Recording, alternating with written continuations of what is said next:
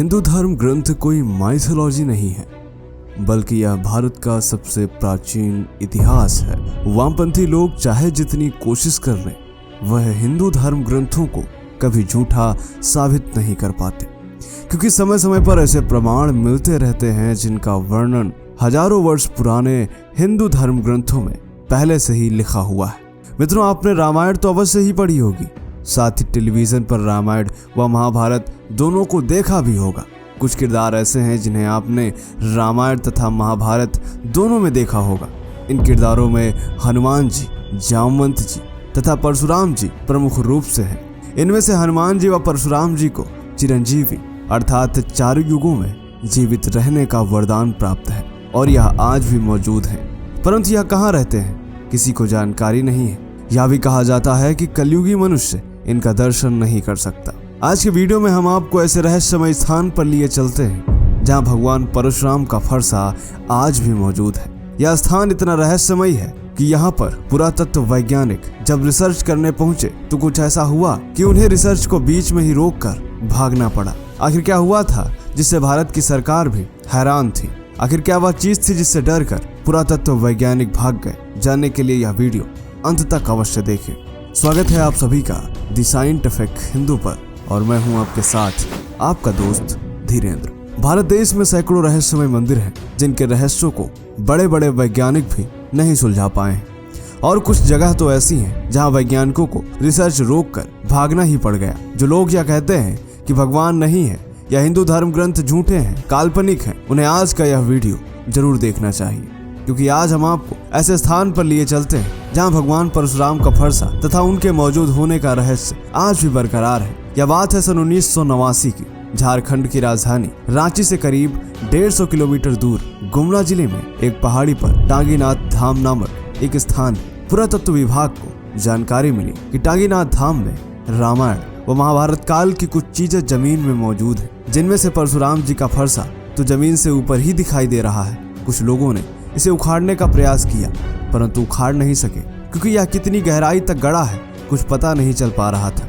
यह जानकारी मिलते ही पुरातत्व वैज्ञानिक जांच करने के लिए टांगीनाथ धाम पहुंच जाते हैं। उन्होंने देखा कि परशुराम जी का फरसा जमीन के ऊपर दिखाई दे रहा है, जो आधा गड़ा हुआ है। आसपास क्षेत्र में वैज्ञानिकों ने खुदाई शुरू कर दी।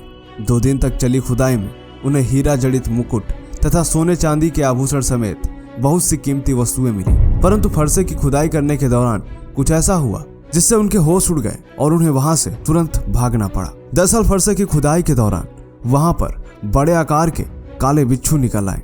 खुदाई करने वालों में 2 लोगों को बिच्छुओं ने डंक मार दिया। दर्द से चिल्लाते हुए वह भागे और खुदाई रुक गई। अगले दिन पुरातत्व वैज्ञानिकों ने सोचा कि फरसे का कुछ हिस्सा काटकर कार्बन डेटिंग जांच के लिए लेकर चलते हैं, और उन्होंने एक लोहार को फरसा काटने के लिए बुलाया। लोहार ने फरसे के ऊपरी हत्थे वाले हिस्से को काटा। कुछ देर बाद अचानक रहस्यमय तरीके से कुछ ही देर पश्चात उसकी मृत्यु हो जाती है। इसके बाद आसपास क्षेत्र में लोहार जाति के लोग एक एक कर रहस्यमय तरीके से मरने लगे। यह सब देखकर पुरातत्व वैज्ञानिकों को कुछ समझ नहीं आ रहा था। कहा जाता है कि इसके बाद उन्होंने फरसे के आगे शीश झुकाया और क्षमा मांगी। रिसर्च रोककर तत्काल वह जान बचाकर भागे। उधर आसपास क्षेत्र में लगातार लोहार जाति के लोग एक एक करके मर रहे थे, इसलिए वह सभी दहशत में आ गए। कहा जाता है कि इसके बाद इस क्षेत्र के 6 कोस दूरी तक के लोहार जाति के लोग अपना घर बार छोड़कर दूसरे स्थानों पर चले गए, और आज भी टांगीनाथ धाम से लगभग 20 किलोमीटर के दायरे में कोई लोहार जाने की हिम्मत नहीं कर पाता। इस घटना से सबक लेते हुए स्थानीय लोगों ने फरसे के कटे हुए हिस्से को भी वहीं स्थापित करके जमीन की पक्की ढलाई करवा दी। इसे आप तस्वीर में अच्छे से देख पा रहे होंगे। मित्रों, पुरातत्व खुदाई में मिली सभी वस्तुएं आज भी डुमरी थाना के मालखाने में रखी हुई हैं। परशुराम जी का यह फरसा बिल्कुल खुले आसमान के नीचे है, जो बारिश में भीगता भी है, धूप भी पड़ती है, साथ ही ओस भी इस पर पड़ती है, फिर भी आज तक इसमें जंग नहीं लगा। यह भी किसी रहस्य से कम नहीं है कि हजारों साल बाद भी यह पूरी तरह सुरक्षित है। ऐसा माना जाता है कि माता सीता स्वयंवर के दौरान जब भगवान राम ने शिव जी का धनुष तोड़ा तो उसकी भयंकर ध्वनि सुनकर परशुराम जी जनकपुर पहुंच गए, और उन्होंने भगवान राम व लक्ष्मण को पहचाने बिना उन्हें खूब बुरा भला कहा। लेकिन बाद में उन्हें जब यह ज्ञात हुआ कि भगवान राम विष्णु के अवतार है तो वह काफी लज्जित हुए। और अपने किए पर प्रायश्चित करने के लिए घने जंगलों के बीच एक पहाड़ पर चले गए। वहीं पर उन्होंने अपना फरसा गाड़ दिया और तपस्या करने लगे। मित्रों, झारखंड में फरसे को टांगी बोला जाता है। इस कारण इस स्थान का नाम टांगीनाथ धाम है।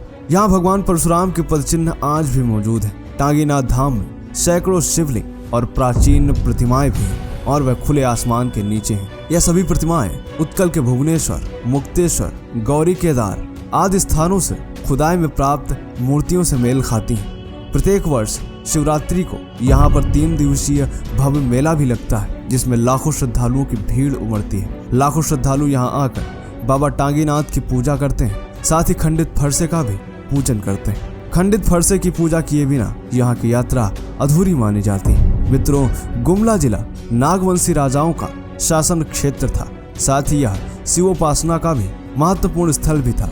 नागवंशियों का राजकीय धर्म शैव था, इसीलिए गुमला जिले में कई प्राचीन शिव मंदिर आज भी मौजूद हैं। यह वीडियो आपको कैसा लगा कमेंट करके बताएं। मिलते हैं आपसे अगले वीडियो में, तब तक के लिए जय हिंद, जय भारत, वंदे मातरम।